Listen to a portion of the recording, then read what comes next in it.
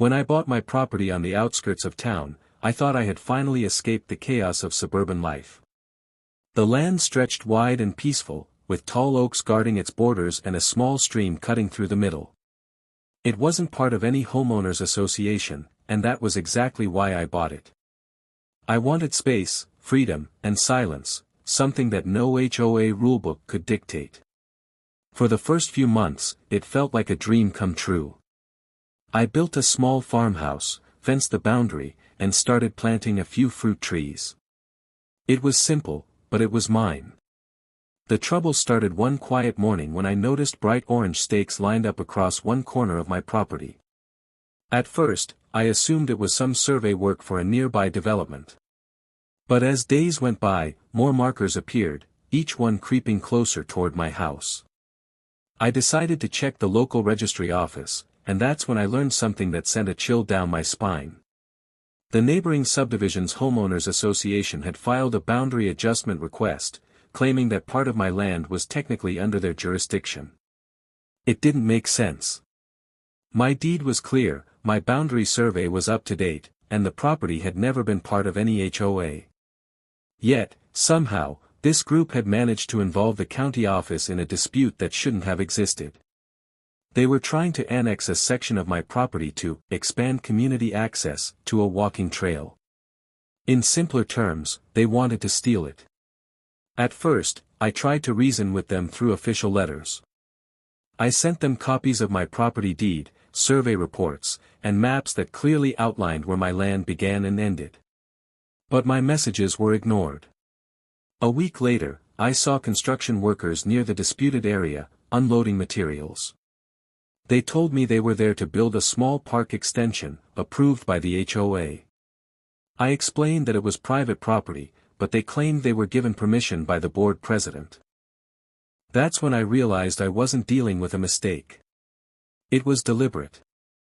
I documented everything, photographs, videos, and timestamps. Then I filed a formal complaint with the county, attaching every piece of evidence I had. While I waited for a response, I started doing deeper research into the HOA itself. The more I uncovered, the more disturbing it became. Their president, a man named Gregory Hales, had a reputation for expanding HOA control by any means necessary. He had reportedly pressured nearby homeowners into signing community access agreements that allowed him to extend HOA property lines. Some residents had even sold portions of their land to avoid legal battles. But I wasn't like them. I wasn't going to give up what was mine. I began studying property law, reading cases where people had fought and won against similar schemes. I contacted a local real estate attorney for guidance, but instead of immediately filing a lawsuit, I wanted to gather more proof. I spent evenings recording drone footage and marking every change they made to the land. Within 2 weeks, the workers had cleared a portion of my trees and even started laying down gravel. It was clear they were moving fast to establish possession. By the 3rd week, the HOA sent me a notice claiming I was obstructing community development. They demanded I remove my fences, stating that the land was under review and would be considered shared property until the dispute was settled. That letter was the final confirmation that they intended to push me out. But I didn't react emotionally. Instead, I built a plan, methodical and quiet.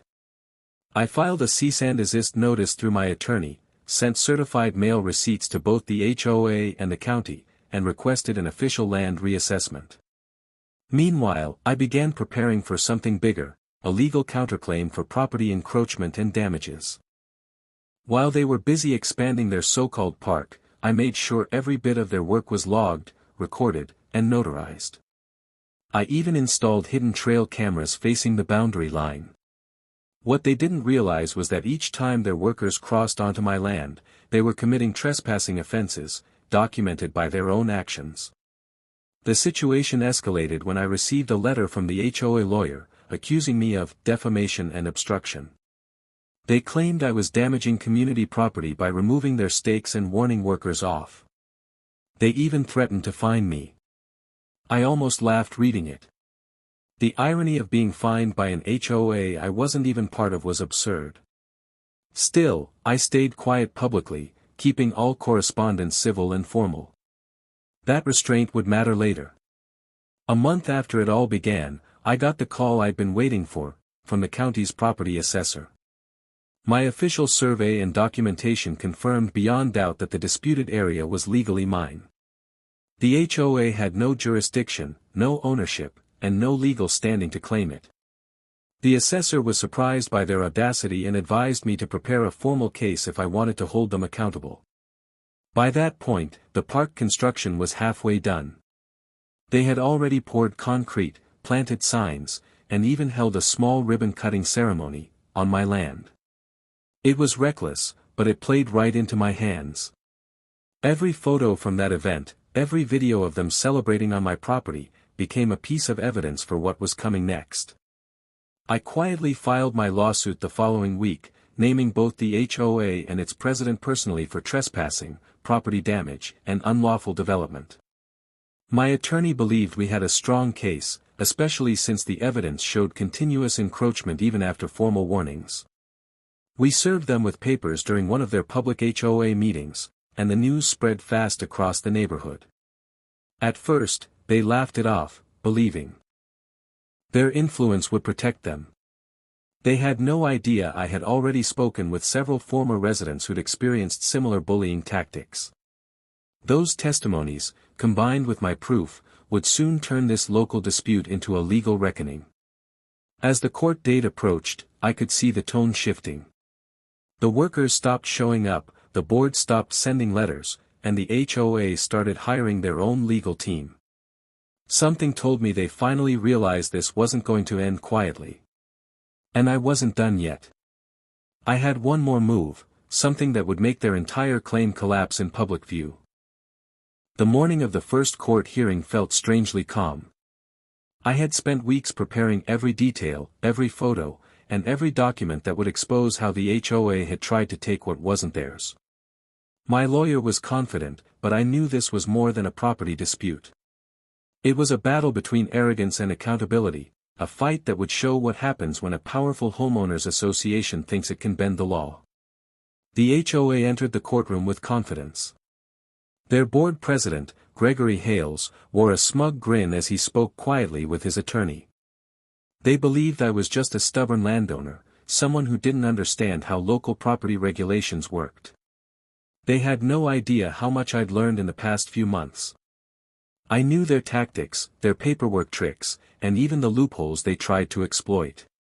What they didn't expect was that I had built a legal trap, one they had already stepped into without realizing it.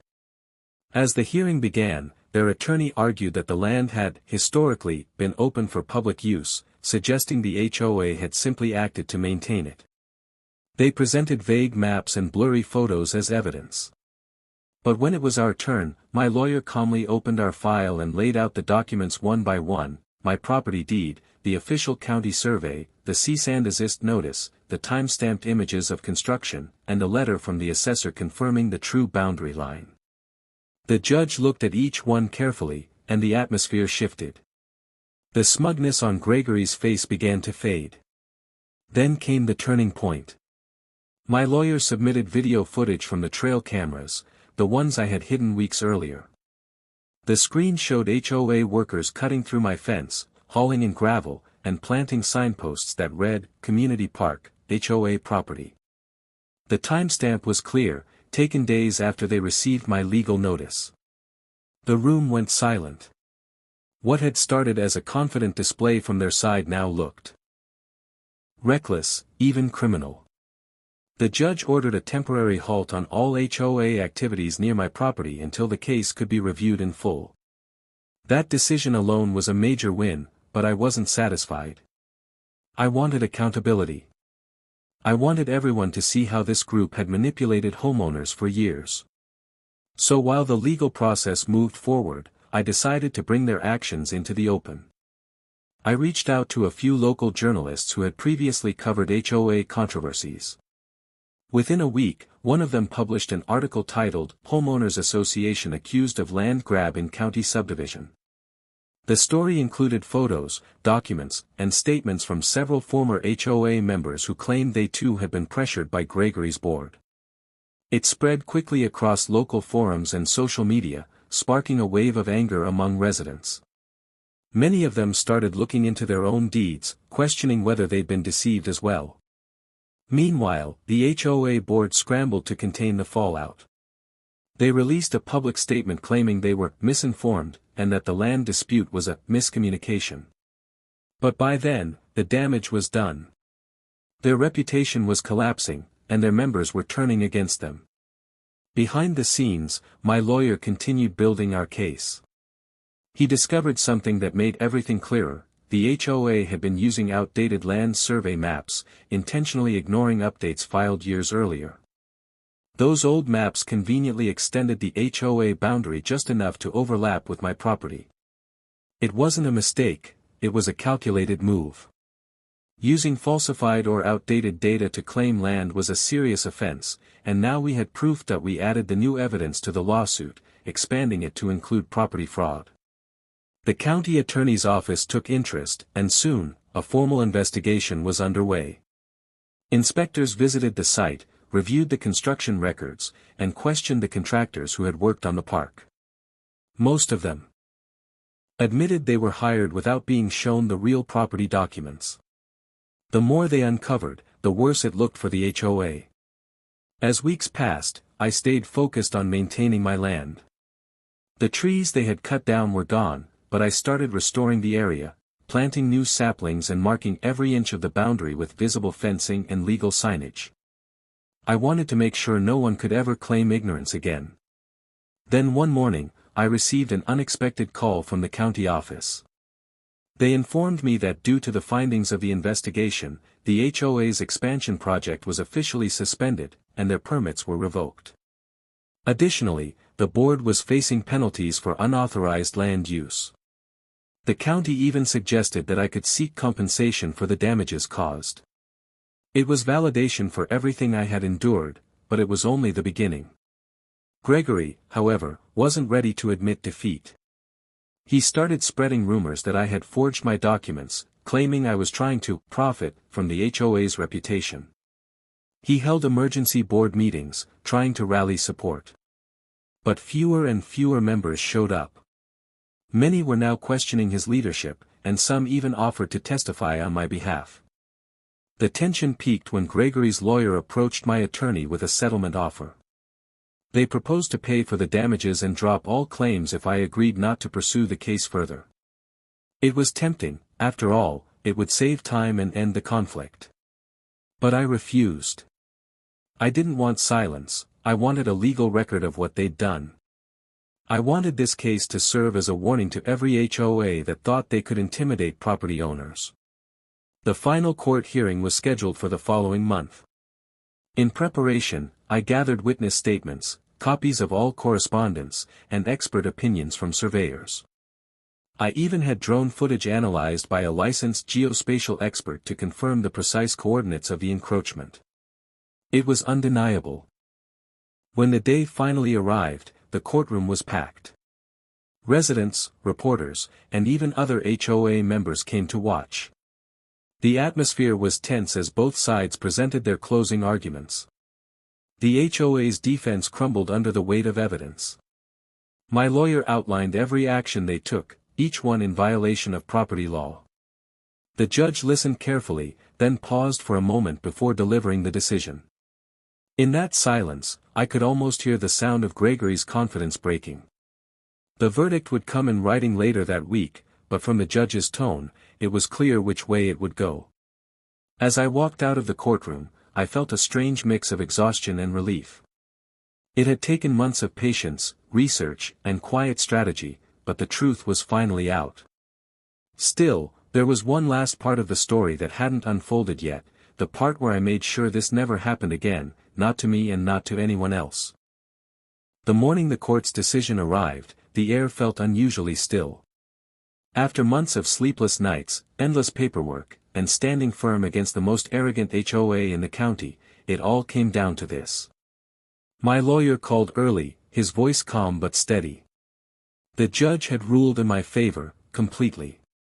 According to the court's findings, the homeowners association had not only trespassed and destroyed private property but had also attempted to manipulate public records to justify their actions.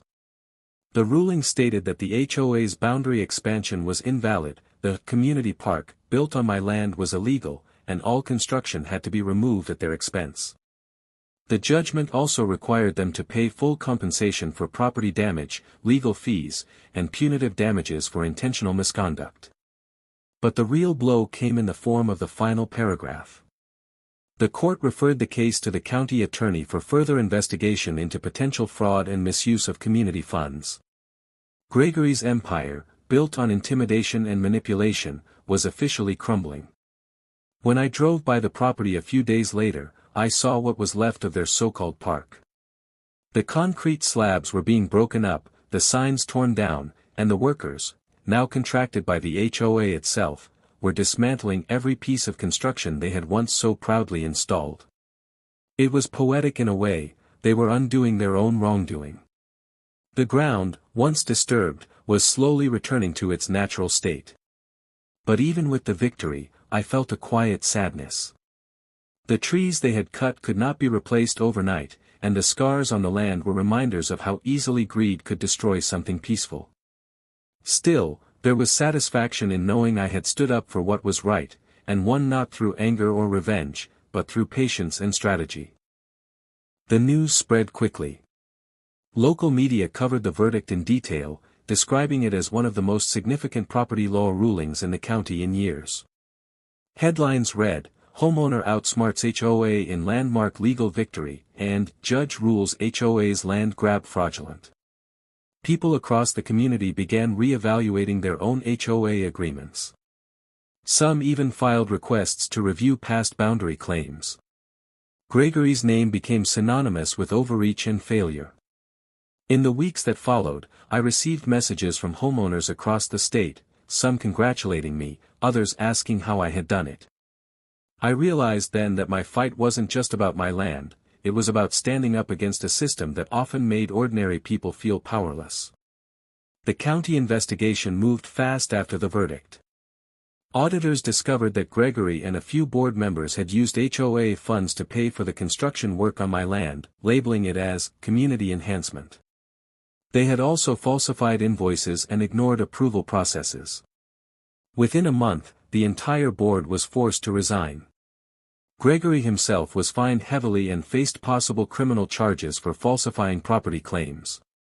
The new HOA board, formed by residents who wanted transparency, reached out to me with a formal apology. They assured me that my land would never again be part of any HOA discussions or boundaries. While I accepted their apology, I also made sure the lesson would last. I took an extra step, I filed a permanent easement on my property, making it legally impossible for any group or entity to claim or develop it without my consent. It was my final safeguard. Over the next few months, I focused on restoring the damage. The corner of my property that had once been a construction zone was transformed into a small garden. I planted wildflowers, rebuilt the fence with stronger posts, and added a sign, not one of warning, but of peace. It read simply, "Private property, respect boundaries." Neighbors who had once been distant began stopping by to offer help or share their own stories about HOA pressure. Many admitted they had been too afraid to resist before, thinking the association always had the upper hand. But now, they saw that wasn't true. The law still protected individuals who knew how to use it. In time, the incident became something of a local legend. People in nearby towns told the story of the landowner who outsmarted the HOA through careful documentation and quiet persistence.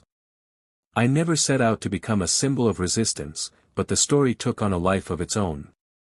For me, it was simply a lesson in standing firm against manipulation. Months later, I received a letter from the county assessor's office confirming that my property boundaries had been officially re-verified and marked in the county system. It felt like closing the final chapter of a long, exhausting book. Every inch of that land was now fully protected, legally and permanently. I sometimes thought back to the early days, the first orange stakes, the noise of the construction, the anger that had burned inside me. At that time, I had felt powerless, unsure how to fight back. But I learned that real power didn't come from confrontation, it came from understanding the system better than those trying to abuse it. The HOA had relied on fear and confusion, but they underestimated patience and knowledge. In the end, I didn't just win a lawsuit.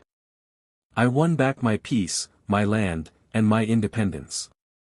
And maybe more importantly, I proved that even when powerful organizations overstep their limits, the truth, when backed by evidence, always finds its way to the surface. Now, when I walk across that same piece of land, I no longer see the stakes or the scars. I see resilience. I see the quiet strength that comes from refusing to be bullied into submission. The stream still flows as it always did, and the wind still moves through the trees.